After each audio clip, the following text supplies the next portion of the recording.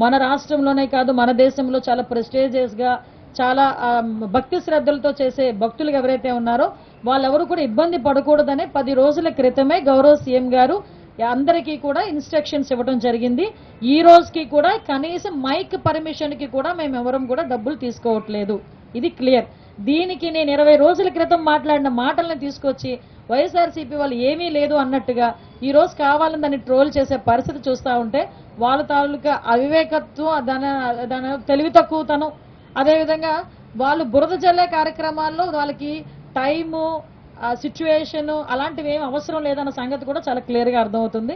ఇది క్లియర్ గా ప్రజలందరికీ కూడా అర్థం కావాలి కాబట్టి చెప్తున్నా. ఇది ఆల్రెడీ 2022లో ఇచ్చిన జీవో. ఆ రోజు ఆ జీవోని కూడా పక్కన పెట్టి ఎట్టి పరిస్థితుల్లోనే ఎవరికి కూడా అది కలెక్ట్ చేయొద్దు అని చెప్పారు. ఎవరు కూడా అక్కడ కలెక్ట్ చేయట్లేదు. ప్రతి ఒక్క చోట కూడా వినాయక ఉత్సవాలు అంగరంగ వైభవంగా జరుగుతున్నాయి. ప్రజలు ఎవరు కూడా ఇబ్బంది పడట్లేదు.